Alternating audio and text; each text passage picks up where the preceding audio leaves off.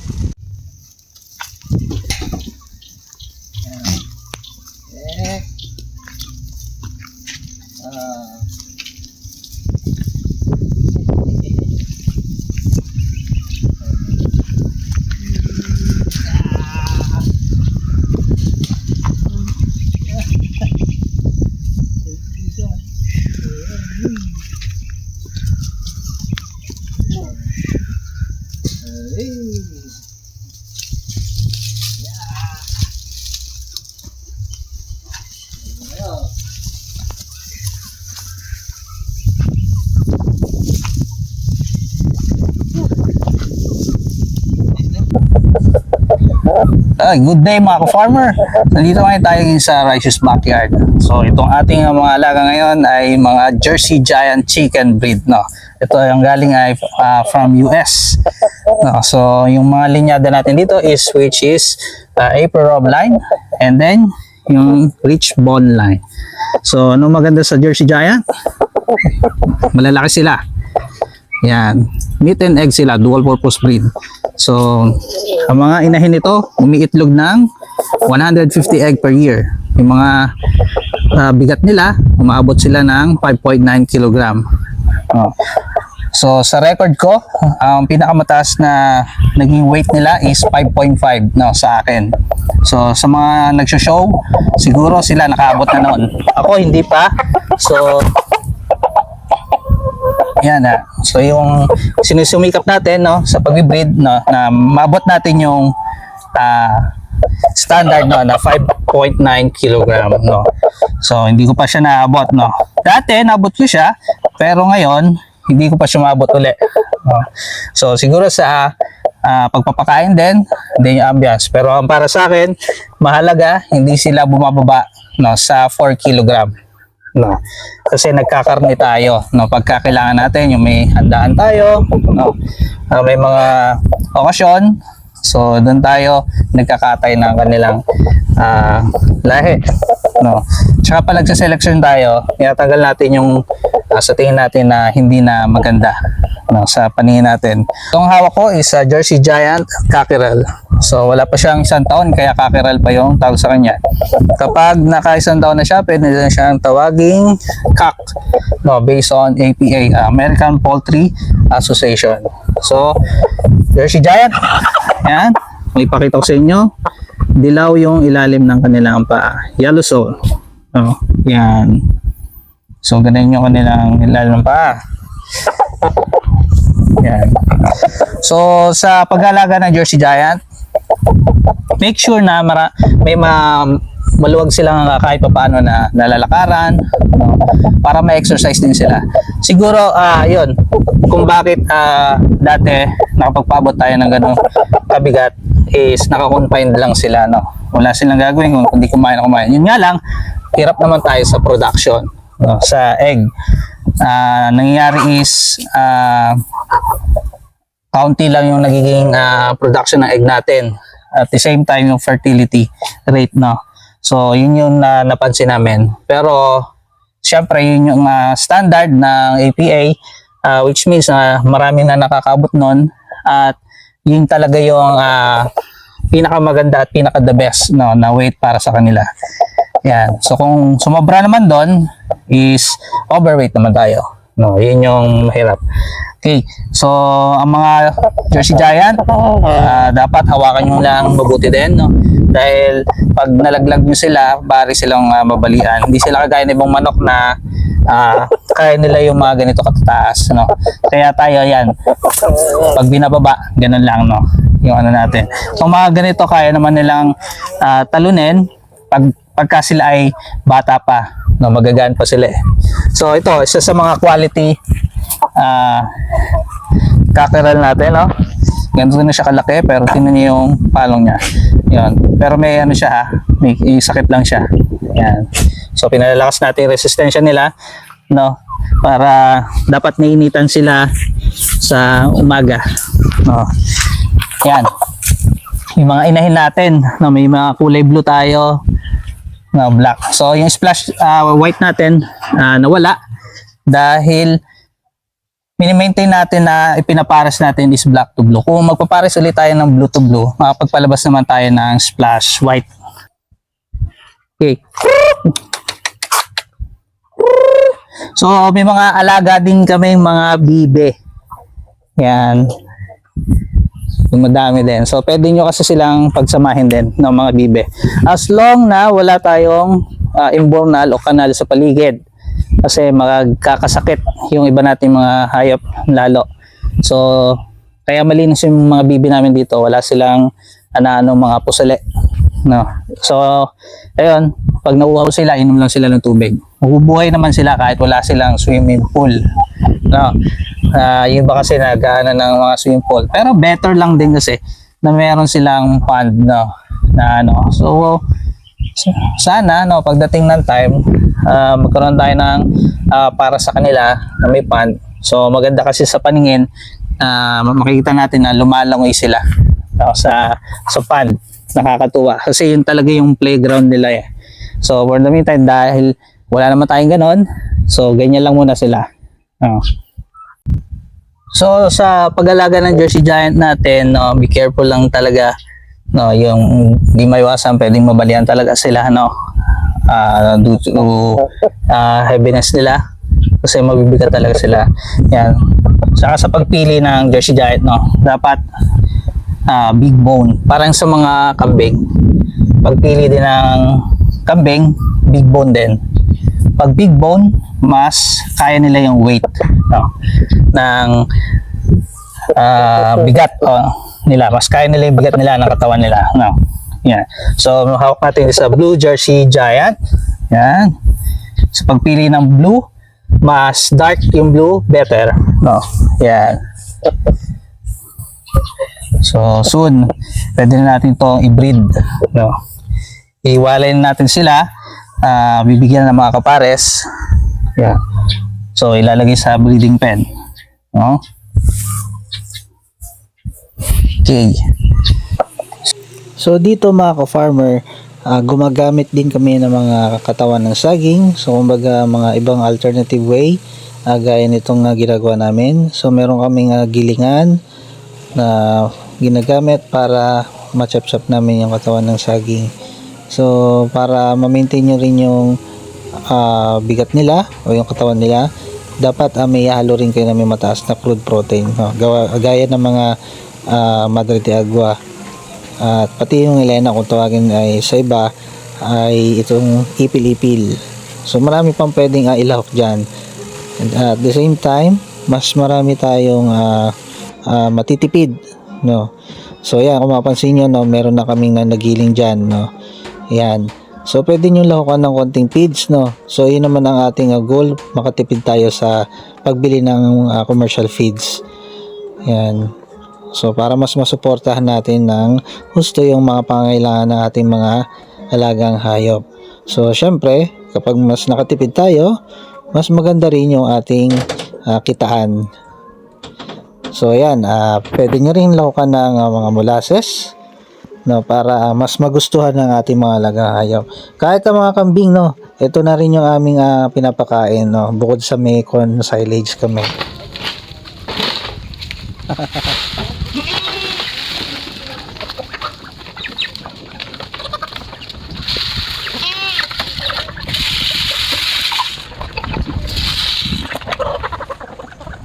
Yeah. Kaya kailangan iwala yan. Hindi, ito mga nakabang na, mga kambing nare. Ang lalaki pa naman ng mga ito. Pero laki yan, mga nakabang.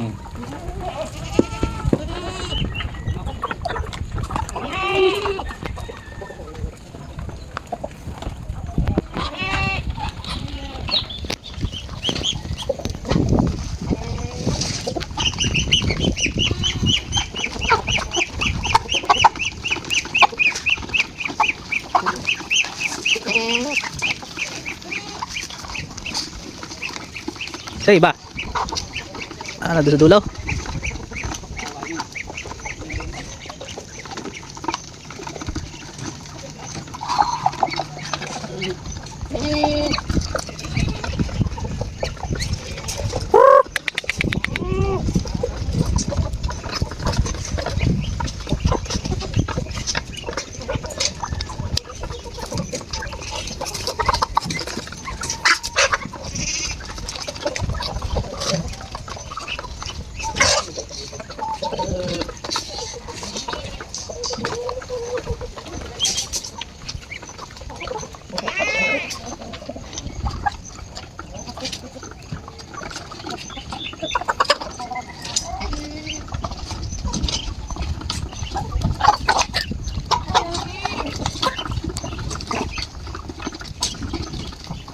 Yan pong pabo na yan, hindi po ordinary pabo yan, giant turkey po yan.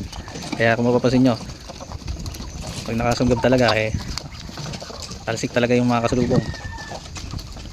Broad breasted white turkey po yan. Balak namin partneran ng heritage kasi ang hirap mag breed ng pure na broad breasted. So ang aming goal kasi dito yung hindi kami masyado mahirapan, at saka yung market naman niya is for meat talaga. Ay, ang broad breasted, since ako mag-breed yan, medyo may kamahalan. So better dito sa amin na mag-hybrid lang. Tsaka madalas dito kasi sa amin ng pabo, karne, yung ginagamit namin pang occasion, kaya naubos na rin halos yung mga pabo namin.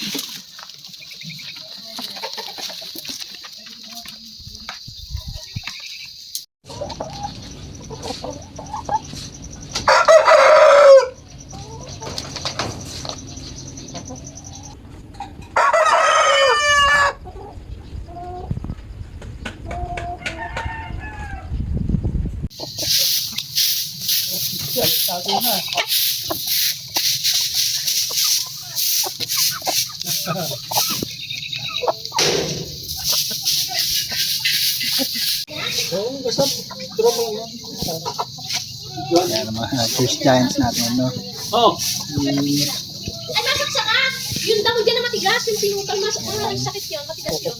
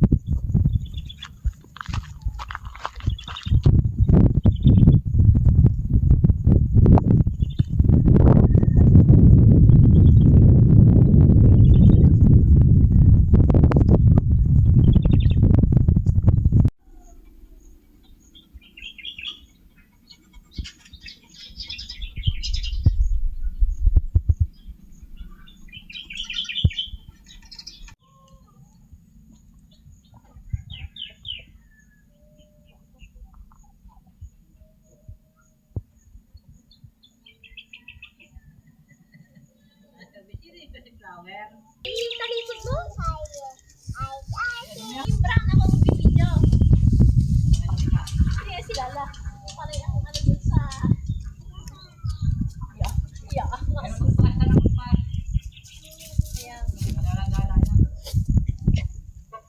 Kapagod ka lang dyan. Hinahawakan yan. Yan. Hello. Yan.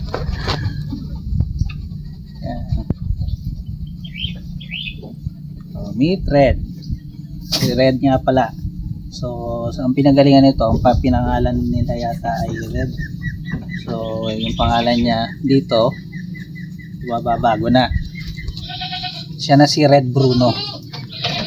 So dati meron kaming Barako Bruno pangalan. So pwede namin di pangalan dito yung Bruno. Makisig kasi yung pangalan na yun eh. Si Red Bruno. Bruno. Dennis. Oy.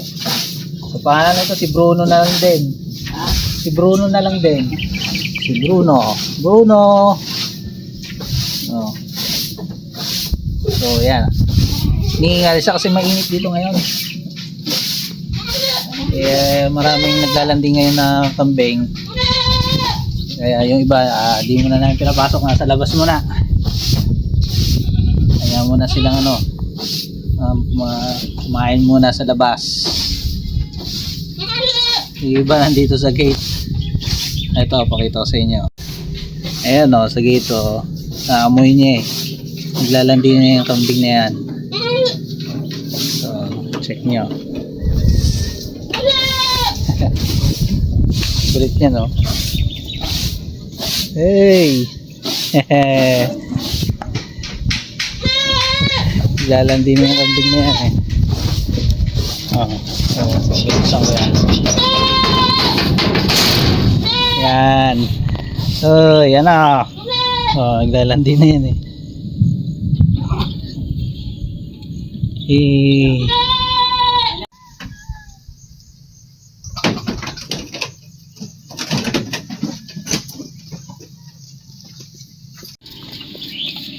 So baka makalabas si Bruno. Mas mahirap pag yan na nakalabas kasi hindi namin pinalalabas to.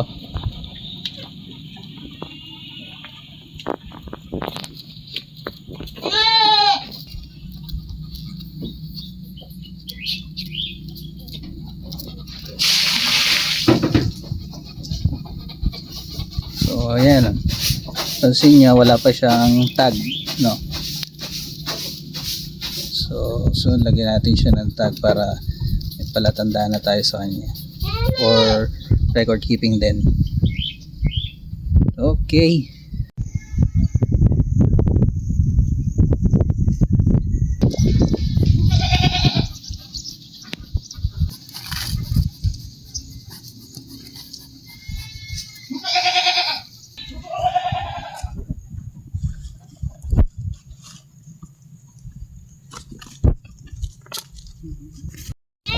Yeah. So mga ka-farmer, so ang pinili namin ay kulay pula, no? Full red siya, no? So why full red? So dahil ito yung napili naming choice na pattern. So yung aming alagaan is puro pula, no? Either sa red head or full red yung aming alagaan. So tsaka red dappled. Kumbaga pattern namin is red. Yeah.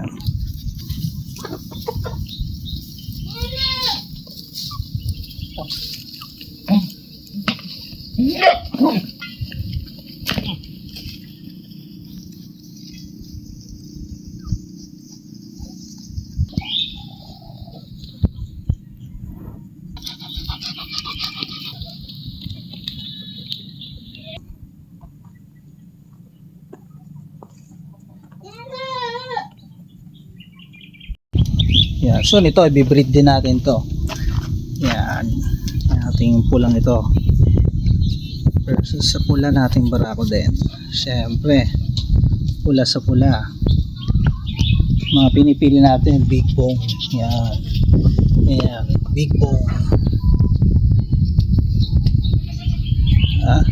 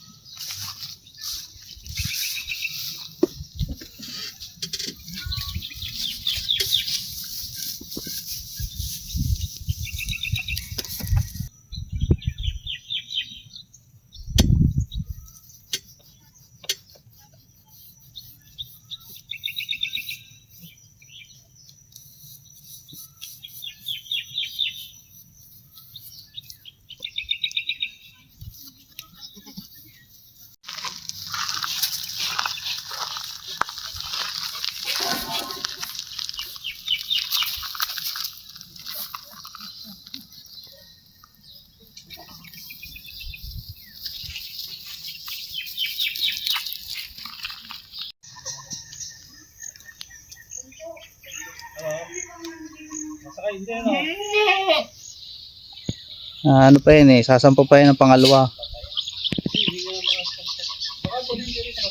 Hindi, nakasampa nga. Yun.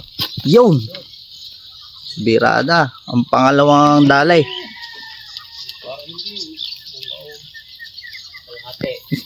Kaya bumaon nga eh. Hindi babaloktot. Hindi babaloktot siya kung hindi bumaon. Ayan kita sa camera. Si Bruno eh. Kaya meron. Padalwa na yan. Ayan ho, meron ng sinilya. Ayan, yan.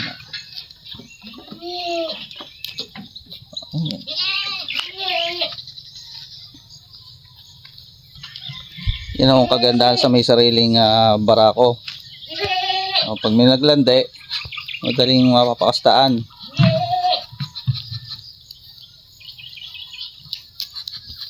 Yan, dito. Hindi ilalagay yung inahin. So yung mga ka-farmer, meron tayong bagong panak ngayon na kambing. So, kung nasa tabi ko nga pala ay si Bruno. So ito yung aming full red back boar. So full blood siya. So ito yung ginagamit namin pang-upgrade sa aming mga purebred line, no, para mas maging quality pa yung aming mga purebred line. So at the same time yung ating mga full blood, so minsan di natin dito pinakasasampahan yung ibang full blood natin, no, sa ibang lugar dumadayo tayo. So para makukuha tayo ng ibang genes o linyada, so para hindi tayo ma-inbreed. So kasi isa lang yung aming back na ginagamit. So mostly of the time na ito na yung ginagamit namin pang sa mga purebred line namin. So para hindi na rin kami gagastos na masyadong malaki kasi ang kada pa-stud din is 1.5, no, yung binabayaran. So syempre expenses mo din doon sa pagdadala saka yung time mo, no. So ayun, tara at ipakita natin yung aming bagong kapapanganak lang na kambing. Tara. Ito ang aming bagong panak na kambing is dalawa yung naging anak niya. So isang pula ulo at isang itim ang ulo, no. So bakit ganun yung naging kulay, no, ang combination ng ating kambing. So ayun mga ka-farmer, dahil yung nagiging tatay nito is dati is may genes yung tatay niya. So yung tatay ng mga ito, ng barako, yung barako is redhead, pero yung tatay niya is mayroong lahing black dappled, no. So hindi lang siya naging dappled, pero makikita siya sa itsura nila na parang nagkaroon ng mga spot, no. So yung nanay naman nila is dahil nanay nung back na ng naging tatay nitong mga anak ng aming kambing. So yung parang lola, no. Ang lahi naman nun is both parents niya is redhead at isang black, no. Ayun. So yun yung dahilan kung bakit nakapagpalawas kami ng ganong kulay. So pakita ko sa inyo ngayon ang mga naging anak nila. So yan, no, mga ka-farmer, ang naging anak. Yan. So ito, isa yung naming bisiro. So yung naging isang bisiro. Ito yung pulong, ang itim ay ulo. Ang ulo ay itim. Yan. Yung isa, pula ulo. Yan. So tulog.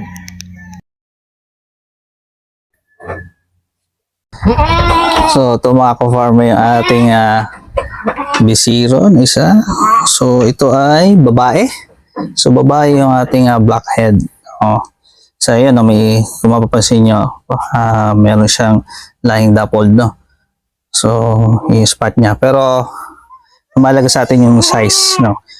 So pwede rin natin tong pasampa sa ating pula. So tingnan natin kung magiging resulta. Ayan, no. Cute niya, oh. Ayan, oh. Mga farmer. Wow. So yun ang masarap sa may sariling alaga, no. Yan. Sana naparami na ba natin ang ating mga quality na kambing, no. So kaya yung iba, mga buyer dito, dagsa talaga, lalo't pag marami kaming barako, kasi for meat type na yung mga purebred natin na line, na kalimitan ng mga barako. So ang lalaki nila, umabot sila ng purebred line lang namin is 55 to 60 kilos.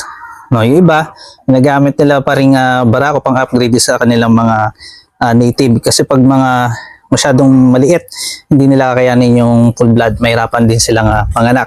So kaya ina-upgrade muna nila. Yun. Ayan, oh. Ang cute. Iingaw-ingaw, parang pusa, no? So check natin isa.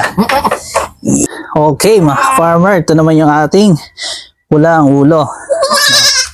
So barako siya, ha. Yan, oh. Yan, ating backling. So yan. Tuwa yung kanyang So nagbana yung kulay niya sa halos sa kanyang ina. Kasi pula ulo yung kanyang ina. Hello. Ayan, oh. So nakakatuwa. Ang cute niya. Nakakagigil. Yan. So pagkagali ko sa trabaho, talaga diretso agad ako dito, eh. So after ng patient, so break time namin, eh. Yan, oh. Yeah. Nakakatuwa. Mabango pa siya. Yan. So yun, mga ka-farmer, taga-taga lang, no? Magkakaroon din kayo niyan. So tayo, nangarap din naman tayo lang. So kami, pangarap din namin na makapag-produce pa ng maraming quality purebred, at the same time mga maraming full blood din, no. So marami pa kasi tayong pinapagawa, kaya marami din tayong gastusin, at kaya hindi rin natin basta maparami, kasi kailangan natin magbenta, no, para ma-improve pa natin ang pangangailangan ng ating farm, no. Okay. Mga ka-farmer, ang pag-aalaga talaga ng kambing ay hindi biro. So, kailangan ng konting pasensya at pagtatiyaga. At ganoon din, ang walang sawang pag-aaral tungkol sa mga kambing na ito ng breed, kung paano mag-breed at kung paano mag-alaga, at ganoon din kung ano ba yung mga dapat nating itanim at mga dapat ding gawin para improve pa natin yung ating farm. At ganoon din mga ka-farmer, iba ang may sariling alaga. So kahit papaano meron tayong inaasahan na income, no, every year. So meron din tayong pang araw-araw, meron din tayong every kalahating taon, at meron din tayong pangbuwanan. So yun yung ating ginagawa dito sa ating farm. So di naman palagi tayo umaasa sa ating trabaho, dahil hindi naman tayo uunlad basta-basta kung aasa lang tayo sa isa. Kumbaga mga ka-farmer, ang pag-aalaga ng hayop, ang may sarili kang farm o kahit yung maliit na scale ng backyard, yung backyard farm is makakatulong na kahit paano makadagdag ng kitaan, no, sa ating ginagawa, no, sa pang-araw-araw ng ating buhay. Makatulong din tayo sa iba, at ganoon din lalong-lalo na ay mapasaya natin ang ating bawat isa. Lalo na yung kumbaga alam mo yung nakakatuwa, no, kapag nakikita mo yung ating napagpaguran.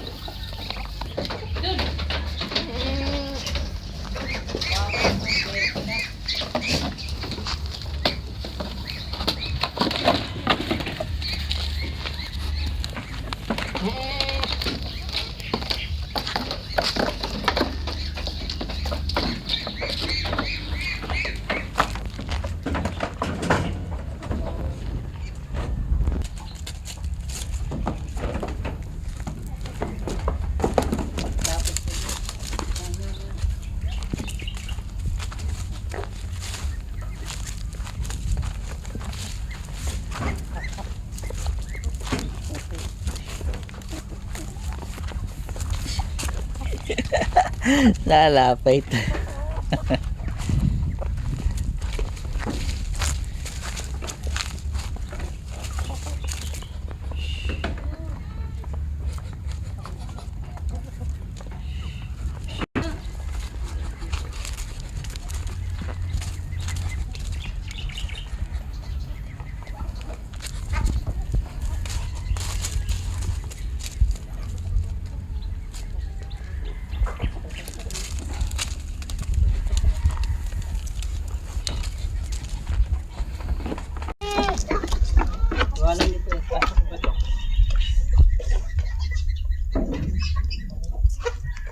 Si Lala.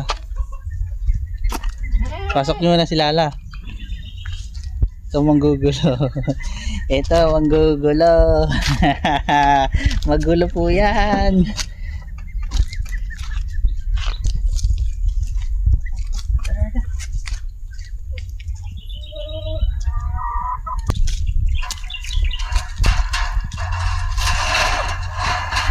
Ito mga ka-farmer, nakitaan na rin natin ng senyales ng paglalandi, at ating maibibreed na itong ating quality Dewey na ito. So sana soon ito ay maglabas ng magandang anak. Lalandi na rin po itong isang ito. Ako, sukol doon.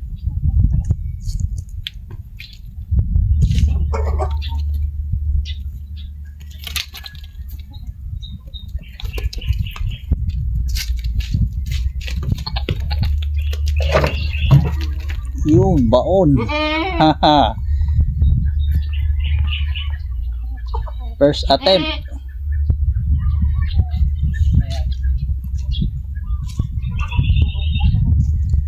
And first attempt.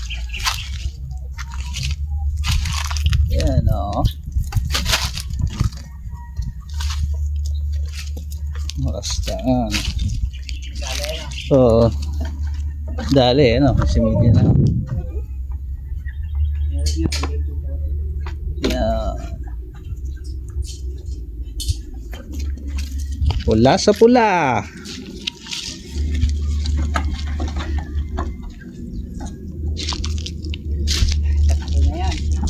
Yes. Big bone sa big bone.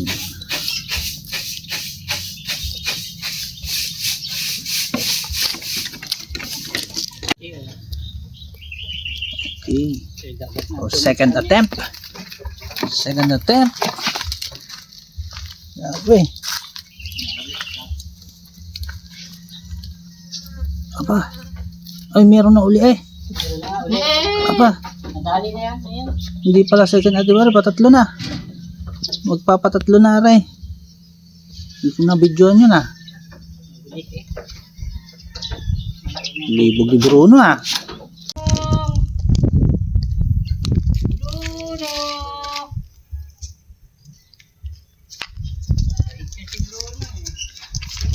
Pula, pula, pula.